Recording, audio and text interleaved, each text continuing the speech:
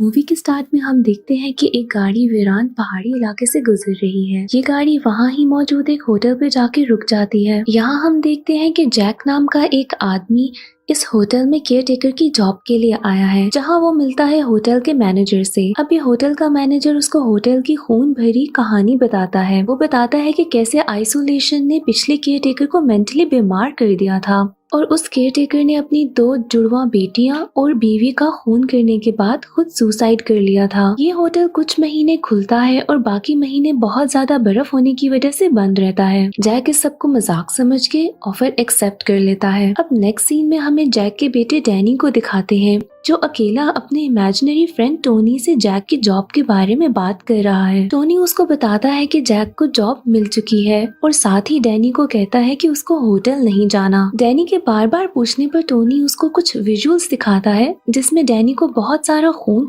और 2 ट्विन लड़कियां नजर आती हैं। ये सब देख के डैनी बहुत ही ज्यादा डर जाता है। यहाँ डैनी की मॉम डॉक्टर को बताती हैं कि कैसे एक बार गुस्से में जैक ने डैनी का हाथ फ्रैक्चर कर दिया था और उस एपिसोड के बाद से डैनी अपने इमेजिनरी फ्रेंड से बात करता रहता है। जैक अब अपनी फैमिली के साथ होटल पहुंच जाता है, जहाँ मैनेजर इनको वहाँ के शेफ से मिलवाता है, जो इनको होटल की इम्पोर्टेंट इन्फॉर्मेशन देता है। शेफ जब डैनी के पेरेंट्स से बात कर रहा होता है, वहाँ ही ये शेफ डैनी से टेलीपैथिक तरीके से बातें करता है। डैनी इस बात से बहुत ही ज्यादा शॉक हो जाता है। ये शेफ डैनी को बताता है कि वो अपनी दादी से घंटों ऐसे ही बात करता था और उसकी दादी ऐसे लोगों को द शाइनिंग कहती थी, और ये भी बताता है कि हमारे जैसे और भी लोग हैं। यहाँ डैनी शेफ को टोनी के बारे में बताता है और साथ ही पूछता है कि क्या इस होटल में कुछ हुआ था, और साथ ही वो रूम नंबर 237 के बारे में पूछता है। इस सवाल से शेफ बहुत ही ज्यादा शॉक हो जाता है और कहता है कि उस रूम से बस दूर रहना। अब नेक्स्ट सीन में दिखाते हैं कि डैनी और उसकी मॉम बाहर एक बहुत ही बड़े गार्डन में घूम रहे हैं और वहाँ होटल में जैक की नेचर स्लोली चेंज हो रही है। जैक की वाइफ उससे बात करती है तो उसको फील होता है कि जैक अब वैसा नहीं रहा जैसे होटल की जॉब से पहले था। अब दूसरी तरफ दिखाते हैं कि डैनी होटल में साइकिलिंग कर रहा होता है कि वो अचानक से रूम नंबर 237 के पास चला जाता है। ये रूम कम्प्लीटली लॉक्ड है। यहाँ डैनी को वो 2 ट्विन सिस्टर्स नजर आती हैं, जिनको देख के वो डर के वापस चला जाता है। डैनी को वो ट्विन सिस्टर्स फिर से नजर आती हैं और इस बार वो डैनी को कहती हैं, come play with us for ever and ever and ever. Danny डर के अपनी आंखें बंद कर लेता है, जिसके बाद वो ट्विन्स गायब हो जाती हैं। यहाँ होटल में अब इस फैमिली को एक मंथ हो जाता है। अब बाहर की रोड्स फुली स्नो से कवर्ड है और इस फैमिली के अलावा यहाँ पर कोई भी नहीं है। एक दिन डैनी अपने फादर के पास जाके पूछता है कि क्या आप मुझे और मेरी मॉम को कभी भी हर्ट करेंगे, जिसके आंसर में जैक कहता है कि कभी भी नहीं और मैं तुमसे बहुत ज्यादा प्यार करता हूँ। इसके बाद दिखाते हैं कि डैनी कुछ टॉयज के साथ खेल रहा है कि इतने में एक बॉल रोल होते हुए डैनी के पास आती है। डैनी उस बॉल को फॉलो करता है और वो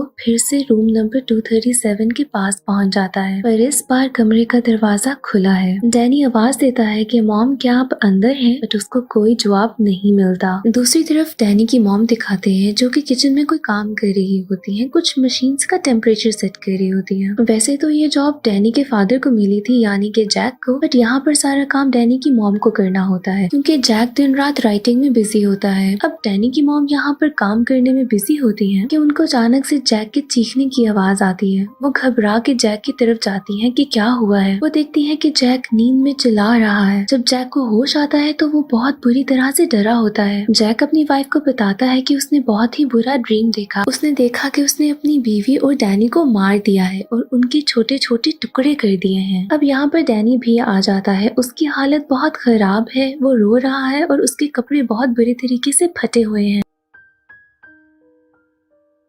उसके चेहरे पे बहुत निशान भी होते हैं, जिसके बाद डैनी की मॉम उससे पूछती है कि ऐसा किसने उसके साथ किया है, बट यहाँ पर डैनी उसको कुछ भी नहीं बताता। यहाँ डैनी की मॉम जैक की तरफ देखती है, जो इन दोनों की तरफ कॉन्टिन्यूसली घूर रहा होता है। डैनी की मॉम समझ आती है कि ये जैक नहीं किया है, क्योंकि यहाँ पर उनके अलावा कोई और नहीं है। वो जैक को बहुत बुरा भला कहती है और वहाँ से चली जाती है। अब जैक के सबसे परेशान होकर उस कमरे से चले जाता है। वहाँ पर वो एक रूम में एंटर करता है, जहाँ पर उसे एक बार बारटेंडर मिलता है। जैक इस बारटेंडर से शेयर करता है कि कैसे उसकी बीवी ने उसको इतना बुरा भला कहा और कैसे वो उसको बहुत ही ज्यादा डिस्टर्ब करती है। अब यहाँ हमें दिखाया जाता है कि डैनी की मॉम रूम में भागते हुए आती हैं और जो बारटेंडर पहले हमें नजर आ रहा था अब वो गायब हो चुका है, यानी कि वो एक गोस्ट है। डैनी की मॉम जैक को बताती है कि हम यहाँ पर अकेले नहीं हैं, यहाँ पर हमारे साथ कोई औरत भी रहती है जिसने डैनी का गला दबाया और वो औरत रूम नंबर 237 में है। ये सब सुनते ही जैक रूम नंबर 237 में जाता है। वहाँ उसको एक लड़की नजर आती है। जैक बहुत शॉक में होता है।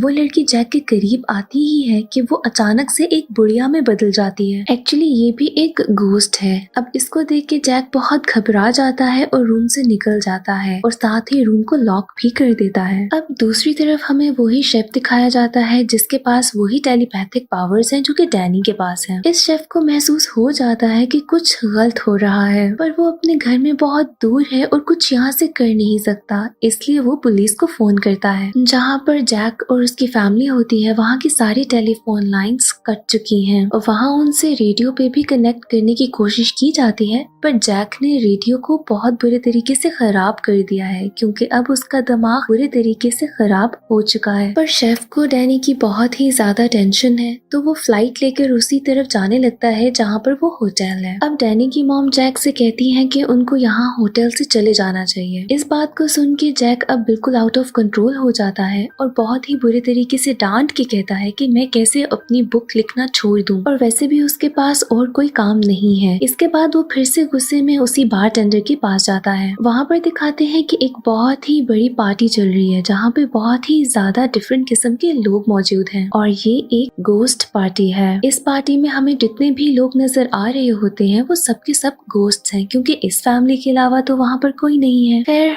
तभी एक बटलर जैक से टकराता है जिसकी वजह से उसका ड्रेस खराब हो जाता है। ये बटलर जैक को लेकर एक वॉशरूम में जाता है जहाँ पर ये दोनों आपस में बातें करते हैं। यहाँ पर जैक को ऐसा महसूस होता है कि वो इस बटलर को पहले से जानता है और शायद इसको पहले भी कहीं देखा है। अब यहाँ पर जैक को याद आता है कि इससे पहले का जो केयर टेकर था जिसने अपनी 2 ट्विन बेटियों बीवी को मारने के बाद खुद सुसाइड कर लिया था, ये बिल्कुल वैसा ही है। इसके बाद जैक उससे पूछता है कि क्या तुम यहाँ के केयर टेकर रहे हो, जिस पे बटलर बहुत अजीब सा जवाब देता है कि मैं यहाँ का हमेशा केयर टेकर रहूंगा। इस जवाब के बाद बहुत क्लियर हो जाता है कि ये वो ही केयर टेकर है जिसने सुसाइड किया था। यहाँ पर बटलर जैक को बताता है कि कैसे उसकी बेटी ने इस होटल को आग लगाने की कोशिश की थी जिसके बाद उसने अपनी पूरी फैमिली को मार दिया। इसके साथ ही ये बटलर जैक को बताता है कि उसका बेटा डैनी हेल्प बुलवा रहा है। यहाँ पर एक और बात क्लियर हो जाती है कि डैनी ने ही टेलीपैथिक तरीके से शेफ को बताया कि उनको हेल्प की जरूरत है। अब जैक को ये गलती ठीक करनी होगी, यानी कि इस बटलर ने जैक के दिमाग में डाल दिया कि इसको अब अपने बेटे और बीवी को मार देना होगा। अब दूसरी तरफ हमें डैनी की मॉम दिखाई जाती है जो कि बहुत ही ज्यादा परेशान है और इस होटल से किसी न किसी तरीके से निकल जाना चाहती है।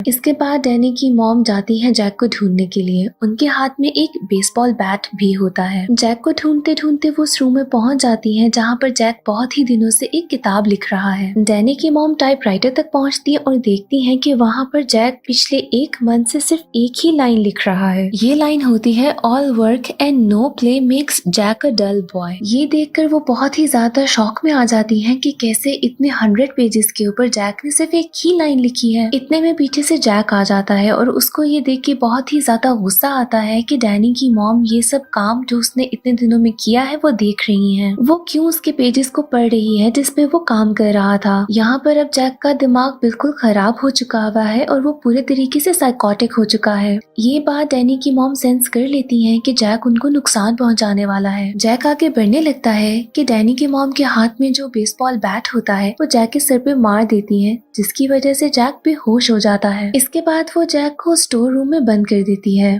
अब इतने में जैक को होश आ जाता है लेकिन तब तक डैनी की मॉम ने बाहर से लॉक लगा दिया होता है। यहाँ पर डैनी की मॉम जैक को बताती है कि वो डैनी को लेकर यहाँ से जा रही हैं। अब ये सुनकर जैक बहुत ही ज्यादा हंसता है और बताता है कि वो कहीं पे नहीं जा सकती और अगर यकीन नहीं आता तो जाके रेडियो और बर्फ में चढ़ने वाली उस गाड़ी को देख लो। डैनी की मॉम भागकर उस गाड़ी की तरफ जाती है तो देखती है कि उस गाड़ी को बिल्कुल बुरे तरीके से खराब कर दिया हुआ है और उसके हर तरफ पीसेस पड़े हैं और यहाँ पर रेडियो भी खराब है जिसकी वजह से बाहर किसी से भी कम्युनिकेट नहीं किया जा सकता। इस सब से बहुत ज्यादा परेशान होकर अब डैनी की मॉम अपने कमरे में जाकर सो जाती हैं। साथ ही दिखाते हैं कि रूम में डैनी भी आ चुका है और उसके हाथ में एक नाइफ है, यानी कि ये डैनी नहीं बल्कि उसकी पर्सनालिटी टोनी है। साथ ही डैनी वही वर्ड रेड रम बोल रहा होता है। अब ये सुन के उसकी मॉम की आंख खुल जाती है। वो कमरे के मिरर में देखती हैं कि एक डोर है जिसपे मर्डर लिखा है, पर जब वो डोर की तरफ डायरेक्टली देखती हैं तो उस पे रेड रम लिखा होता है, यानी कि डैनी स्टार्ट से ही उनको एक खतरे के बारे में बता रहा था। अब दूसरी तरफ हमें जैक दिखाते हैं जो कि फिर से उस केयर टेकर की गोश्त से बात कर रहा है। वो गोश्त जैक को कहता है कि तुम अपना काम ठीक से नहीं कर सके, जिसके बाद जैक कहता है कि मुझे एक और मौका दे दो। इसके साथ ही वो डोर खुल जाता है और इसके बाद दिखाते हैं कि जैक के हाथ में एक कुल्हाड़ी है और वो उसी दरवाजे को तोड़ने की कोशिश कर रहा है जिसमें डैनी और उसकी मॉम है। वो उस कुल्हाड़ी को लेकर डोर को तोड़ने की कोशिश कर रहा होता है। इतने में डैनी को उसकी मॉम लेकर वॉशरूम में चली जाती है। यहाँ पर डैनी की मॉम डैनी को वॉशरूम की विंडो से बाहर भेजने की कोशिश करती है। डैनी तो बाहर चला जाता है बट वो खुद बाहर नहीं निकल पाती क्योंकि विंडो बहुत छोटी होती है। दूसरी तरफ दिखाते हैं कि जैक ने रूम का डोर तो तोड़ लिया है और अब वो वॉशरूम के डोर पर हमला कर रहा है। वो वॉशरूम का डोर भी तोड़ता है और हाथ से लॉक खोलने की कोशिश करता है। अब डैनी के मॉम के हाथ में वही नाइफ है जो डैनी ने उनको दी थी। वो इसी नाइफ से जैक पर हमला करती हैं और साथ ही हमें बाहर एक कार की आवाज आती है। बेसिकली ये वही शेफ होता है जो कि डैनी की हेल्प के लिए आया है। अब कार की आवाज सुन के जैक बिल्कुल अपनी वाइफ को छोड़ के उसके पीछे जाता है। यहाँ होटल के हॉल में जैक को शेफ नजर आता है और वो उसी कुल्हाड़ी से शेफ को मार देता है। शेफ को मारने के बाद जैक अपने बेटे के पीछे भागता है जो कि बाहर बर्फ में है। डैनी विंडो से बाहर निकलकर उसी मेज में चला जाता है जहाँ पे वो पहले अपनी मॉम के साथ जाता था। जैक जब बाहर निकलता है तो वो डैनी के फुटस्टेप्स को फॉलो करते हुए उस मेज में ही चला जाता है। डैनी ये बात समझ आता है और वो अपने फुटस्टेप्स को क्लीन करता है, जिसके बाद वो एक जगह पर खामोशी से छुप के बैठ जाता है। जैक डैनी का पीछा करता रहता है और उसको बहुत ज्यादा आवाजें भी देता है। दूसरी तरफ हमें डैनी की मॉम दिखाते हैं वो जो बहुत ज्यादा घबराई हुई हैं और अब होटल की लॉबी में हैं। उनको होटल की लॉबी में बहुत ज्यादा घोस्ट नजर आते हैं। इन सब से डर के डैनी की मॉम भी होटल से बाहर आ जाती है और दूसरी तरफ दिखाते हैं कि डैनी भी अब मेज से बाहर है, क्योंकि ये वही मेज था जहाँ पर डैनी बहुत दफा अपनी मॉम के साथ आ चुका है, पर जैक इस मेज में कभी पहले नहीं गया था और उसको अब रास्ता नहीं मिल रहा होता। इसके बाद डैनी अपनी मॉम के पास जाता है और ये दोनों उसी कार में जिसमें शेफ उस होटल में आया था उसमें बैठ के वहाँ से चले जाते हैं। और जैक जिसको अब बाहर आने का रास्ता नहीं मिल रहा था वो इतनी ठंड में उसी मेज में बर्फ में जम के मर जाता है। और इसी के साथ यहाँ पर मूवी एंड हो जाती है।